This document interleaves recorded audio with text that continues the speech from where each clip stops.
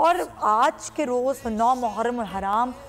پھر ویسے ہی ظاہر قربانی جس طرح سے دی گئی، لیکن آج کے اس دور میں ہم اس قربانی سے سبق کیا سیکھتے ہیں کہ جب یزیدی لشکر کے آگے امام عالی مقام اور ان کے رفقا جن کی تعداد بہت کم تھی لیکن وہ صرف اسلام کو زندہ کرنے کے لیے ڈٹے رہے، کھڑے رہے، معصوم بچے اور وہ خواتین جو وہاں پر موجود تھیں انہوں نے قربانی کیوں دی؟ اس کے پیچھے ایک بہت بڑا مقصد تھا۔ وہ مقصد وہ آج بھی بہت سے ایسے یزید ہیں آج کے دور کے، ان کے خلاف کس طریقے سے مسلمان کھڑے ہو سکتے ہیں اور کس طریقے سے اس قربانی سے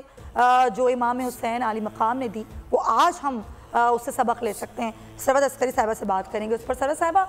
آج کے دور میں بہت یزید ہیں اور بہت ظلم ہو رہا ہے بہت سے ممالک میں مسلمانوں پر، جس طریقے سے ظلم و ستم ان پر کیا جا رہا ہے۔ ہم دیکھتے ہیں کہ اتنی زیادہ تعداد میں مسلمان ہیں لیکن متحد نہیں ہوتے، کھڑے نہیں ہوتے۔ ہمیں اس سے کس طرح سبق لینا چاہیے اس قربانی؟ سمیہ، میں ابھی آپ کی فوٹیجز دیکھ رہی تھی جو کہ جلوسوں کے مختلف مقامات کی فوٹیجز تھی، تو مجھے تعجب یہ ہوا اس لیے کہ اس وقت پوری دنیا کے ہم جلوسوں کو دیکھ رہے ہیں، عزاداری کو دیکھ رہے ہیں، اتنی سیکیورٹی کہیں پر بھی نہیں لگائی جاتی جتنی اپنی مملکت پاکستان میں لگائی جاتی ہے۔ اس کا مطلب یہ ہے اچھا حسین تو رحمت للعالمین صلی اللہ علیہ وآلہ وسلم کے نواسے ہیں۔ امام علی مقام تو اپنے دشمن کو بھی پانی پلاتے ہیں۔ ہر کا لشکر جب آیا تو وہ راستہ روکنے کے لیے آیا تھا، لیکن امام علی مقام نے حضرت عباس علمدار سے فرمایا، کہا کہ عباس، ایک مرتبہ میں جانور سیراب نہیں ہوتا، کئی مرتبہ ان کے سامنے پانی کا برتن رکھا جائے۔ تو امام علی مقام کا ذکر ہو اور اتنی زیادہ دہشت گردی کے اندیشے ہوں تو ہمیں اس کے لیے اس پر بھی بات کرنی چاہیے، اس پر بھی غور کرنا چاہیے۔ اور آج کل کے دور میں کیونکہ ہم دیکھ رہے ہیں کہ پوری دنیا میں مسلم امہ کے ساتھ جو حالات ہیں کہ چاہے بحرین کی بات کر لیں، چاہے کشمیر کی بات کر لیں، چاہے فلسطین کی بات کر لیں، چاہے افغانستان کی بات کر لیں، چاہے یمن کی بات کر لیں، چاہے سیریا کی بات کر لیں، ہر مقام پر مسلمان پریشان ہیں۔ آخر وہ کون سے افراد ہیں کہ جو ان افراد کو، ان عام مسلمانوں کو پریشان کرتے ہیں، ان کے اوپر حملے کرتے ہیں؟ اور اس کے علاوہ ہمیں یہ بھی بات کرنی چاہیے کہ امام علی مقام کا درس انسانیت کا تھا، اس لیے کہ وہ محسن انسانیت صلی اللہ علیہ وآلہ وسلم کے نواسے تھے۔ تو آقا صلی اللہ علیہ وآلہ وسلم کی تعلیمات میں یہ کہاں سے آ گیا آخر؟ اور سویڈن میں جو قرآن مجید کو جلایا گیا، ڈنمارک میں جو جلایا گیا، اس کے اوپر ہمیں ضرور احتجاج کرنا چاہیے، اس لیے کہ بحیثیت مسلم امہ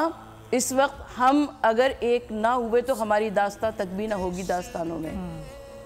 صحیح کہہ رہی ہیں آپ۔ اور نہ صرف یہ کہ ابھی جس طرح سے آپ نے کہا کہ غم صرف مسلمانوں کا نہیں ہے، یہ غم تو انسانیت کا غم ہے، اور وہ انسانیت کے لیے ہی آج اگر ہم یہاں بیٹھے ہیں اور ہم یہاں پر اسلام کا بول بالا کر رہے ہیں تو یہ تو امام حسین کی قربانی کے بغیر اس کا تصور بھی نہیں کیا جا سکتا تھا۔ تو آج کے دور میں ہم کیوں متحد نہیں ہوتے؟ انسان کو بیدار تو ہو لینے دو، ہر قوم پکارے گی ہمارے ہیں حسین۔ اگر امام علی مقام کے اصلی پیغام کو سمجھ لیا گیا، رحمت للعالمین صلی اللہ علیہ وآلہ وسلم کے اصلی پیغام کو سمجھ لیا گیا، تو نہ ہی مسلمانوں کے درمیان اتنے فرقے نظر آئیں گے، نہ ہی مسلمانوں کے درمیان اتنے اختلافات نظر آئیں گے، اور نہ ہی مسلمان ایک امہ کی حیثیت سے یقیناً آج وقت کی ضرورت ہے کہ میں اور آپ ہم سب کے دیکھیں مکاتب فکر میں، مسالک میں علیحدہ ہونے میں کوئی حرج نہیں ہے، چاہے سنی ہو چاہے شیعہ ہو، لیکن اس کے باوجود اگر حسینیت کا درس ہے تو وہ سب کے لیے ہے۔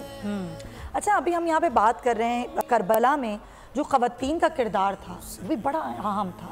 حضرت زینب کی اگر ہم بات کریں، جناب زینب نے جس طریقے سے وہاں پر ان کا ایک کردار رہا کربلا میں، اور اس کے بعد پھر ان کے خطبات جو رہتی دنیا تک قائم رہیں گے، جس نے ایک حوصلہ دیا، جس نے ایک نئی روح پھونکی، اس حوالے سے بھی میں ناظرین کو آگاہ کیجیے۔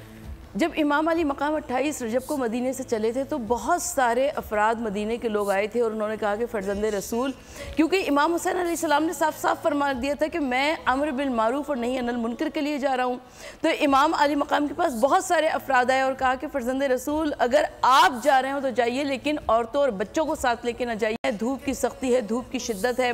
تو لیکن امام علی مقام جانتے تھے کہ کسی بھی تحریک، کسی بھی پیغام، کسی بھی مشن کو آگے بڑھانے کے لیے عورتیں عورتیں اور بچے ہراول دستے کا کام سر انجام دیتے ہیں، لہٰذا امام حسین علیہ السلام نے ان عورتوں اور بچوں کو اپنے ساتھ رکھا، اور یہی ہوا اگر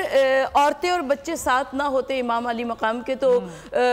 واقعے کربلا پر بڑی آسانی سے پردہ ڈال دیا جاتا، جس طرح کہ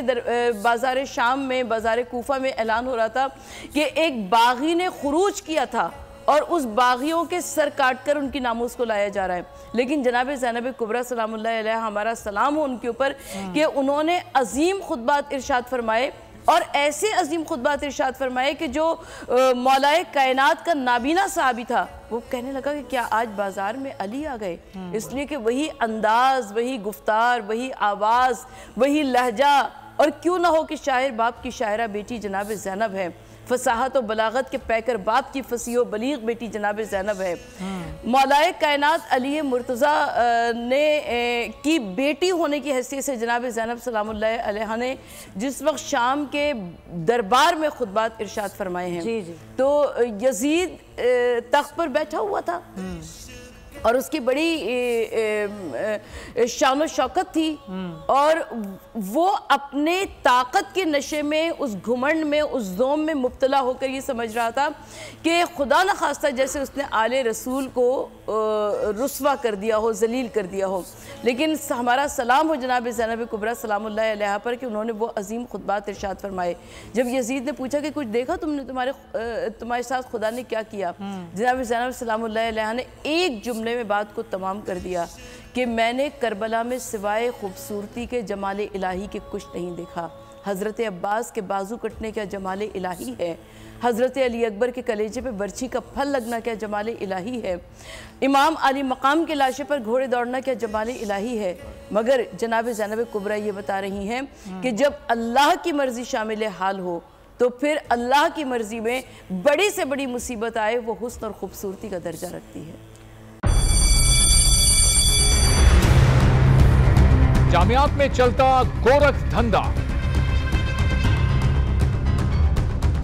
نوجوانوں کے مستقبل سے کھیلنے والی کالی بھیڑوں کے آگے حکومت اور انتظامیہ مکمل بے بس۔ مستقبل کے معماروں کے تحفظ کے لیے بول نے اٹھائی آواز، صحافتی فرائض کو نبھاتے ہوئے پہنچائی ہر خبر عوام تک، بڑے اسکینڈل سے جڑے تمام حقائق رکھے عوام کے سامنے، کیونکہ بول ہے پاکستان کا نمبر 1 نیوز چینل۔